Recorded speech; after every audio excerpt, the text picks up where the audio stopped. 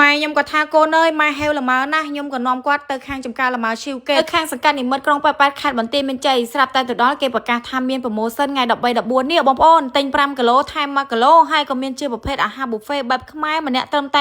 12000រៀលតែល្មើដែលគាត់ប្រម៉ូសិនហ្នឹងគឺមានឈ្មោះថាប្រភេទល្មើប៉ាហ៊ីលឿងហើយល្មើនៅកន្លែងគាត់មុននឹងទិញយើងអាចភ្លក់មើលសិនបានសម្រាប់ប៊ូហ្វេម្ហូបខ្មែររបស់គាត់ហ្នឹងបងប្អូនគាត់លក់បានតែត្រឹមសៅរ៍អាទិត្យទេប៉ុន្តែបើសិនជាបងប្អូនទាំងអស់គ្នាទៅច័ន្ទសុក្រគាត់មានជាម្ហូបកំងអីចឹងណានិយាយទៅគាត់បើកលក្ខណៈថាដូចអាហារដ្ឋានអញ្ចឹងបងប្អូនហើយសម្រាប់លម៉ៅរបស់គាត់វិញបើនិយាយពីយើងទៅដល់ចំការរបស់គាត់បងប្អូនភ្លក់មកសេរីហើយដើរមើលចំការដើរថតនិយាយទៅទីធ្លាចំការគាត់ធំចំការលម៉ៅនិយាយទៅលម៉ៅរាប់ពាន់ដើមហ្មងបងប្អូនច្រើនមែនទេហើយម៉ែខ្ញុំវិញកុំឃើញតែឈឺអញ្ចឹងបងប្អូនបបួលទៅណាក៏គាត់ទៅដែរគាត់ចង់ទៅគ្រប់កន្លែងនិយាយទៅដូចពួកម៉ាក់របស់ខ្ញុំអញ្ចឹងដើរទៅគ្រប់កន្លែងហើយបើបានមកដល់ឃើញម្ហូបខ្មែរអីចេះទៀតអូនិយាយពីថាគាត់ហេហើយដោយសារតែគាត់ឃើញការរៀបចំប៊ូហ្វេរបស់គេស្អាតបងប្អូននិយាយទៅជាលក្ខណៈខ្មែរទាំងអស់ហ្មងបុគ្គលិកអីហ្នឹងមានឈុតពាក់ឡងស្រស់ស្អាតការរៀបចំម្ហូបអាហារចំណីចំណុកផ្សេងនំបញ្ចុកស្លប្រហើរស្លការីនិយាយទៅមានម្ហូបខ្មែរដល់ទៅជាង20មុខអញ្ចឹងបងប្អូនសៅរ៍អាទិត្យនេះឆ្លៀតទីទៅនិយាយទៅបានទាំងភ្លក់លម៉ើហ្វ្រីហើយបានទាំងញ៉ាំអាហារប៊ូហ្វេរបៀបនេះ12000រៀលចាប់ពីម៉ោង9រហូតដល់យប់បងប្អូនញ៉ាំរហូតពេញពីម៉ោង9ដល់យប់នឹងក៏បានដែរ12000រៀលនឹងបងប្អូនញ៉ាំមកសេរីហ្មងហើយដោយសារតែយើងកម្របានឃើញណាប្រភេទអាហារប៊ូហ្វេរបៀបម្ហូបខ្មែរលើកតម្កើងនៅម្ហូបរបស់ខ្មែរយើងរបៀបហ្នឹងព្រោះថាឃើញ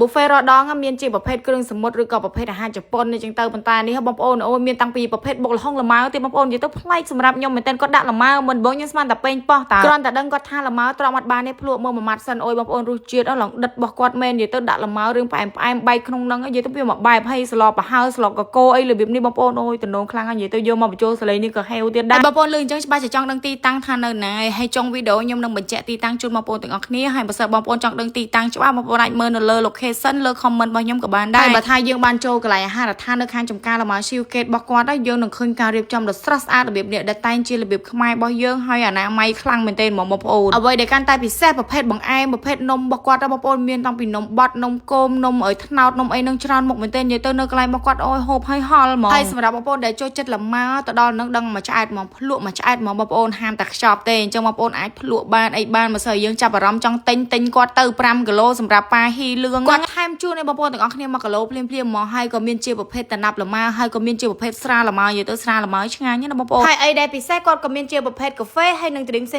ងរបៀបនេះនិយាយទៅច្រើនមុខហ្មងហើយក៏មានជាកន្លែងចតឡាននៅខាងមុខចំការលម៉ើរបស់គាត់ឡើងធំល្វឹងល្វើយហ្មងបងប្អូនលើកនេះលេងពិបាកកន្លែងចតឡានទៀតហើយបន្ទប់ទឹកអីហ្នឹងក៏ស្រស់ស្អាតហើយការតុបតែងកន្លែងរបស់គាត់មានកន្លែងថតរូបមានទឹកធ្លាក់ហ្នឹងឡើងស្រស់ស្អាតបើនិយាយពីថាតុអង្គុយញ៉ាំនៅកន្លែងគាត់បងប្អូនមិនបាច់ខ្លាចខ្វះទេសវិសនៅកន្លែងគាត់ហ្នឹងល្អទាំងអស់ហ្មងដោយសារតែបុគ្គលិកគាត់ច្រើនអញ្ចឹងយើងទៅគឺលឿនគ្រប់មុខហើយខ្ញុំនេះពីអ្នកម៉ែកូនបងប្អូនអត់ចាំយូរទេដោយសារតែអូយបើនិយាយពីនំបញ្ចុកគាត់វិញអូយឆ្ងាញ់ខ្លាំងណាស់បងប្អូនទាំងអស់គ្នាបានទៅកុំភ្លេចសាកភ្លក់ផងហើយពេលដែលអ្នកទាំងអស់គ្នាញ៉ាំមិនហើយកុំភ្លេចទៅថតរូបលេងផងទេសភាពស្រស់ស្អាតរបៀបហ្នឹងបងប្អូនហើយសម្រាប់ទីតាំងរបស់គាត់វិញគឺស្ថិតនៅក្នុងភូមិនិមិត្តសង្កាត់និមិត្តក្រុងប៉ែតខេត្តបន្ទាយមានជ័យដែលគ្រាន់តែយើងជិះតាមផ្លូវជាតិយើងនឹងឃើញប៉ាយធំដាក់ចំការលបើរបៀបហ្នឹងបងប្អូនជិះចូលខាងក្នុងហើយត្រង់រហូតតតែបងប្អូនទាំងអស់គ្នាបានឃើញប៉ាយដាក់ថាចំការលម៉ើឈីវកេតហ្នឹងបងប្អូននឹងឃើញហើយជិះទៅត្រង់នៅតាមផ្លូវទេសភាពនិយាយពីថាអូវាស្រ័យវាអីស្អាតខ្លាំងណាស់ឬមួយក៏បងប្អូនអាច scan location នៅលើវីដេអូរបស់ខ្ញុំនឹងដោយផ្ទាល់ក៏បានដែរហើយពេលដែលយើងជិះទៅផុតស្រែតែបន្តិចទេបងប្អូនយើងនឹងឃើញមានដើមដូងជាជួររបៀបហ្នឹងគឺដល់ចំការលម៉ើរបស់គាត់ហើយអរគុណបងប្អូន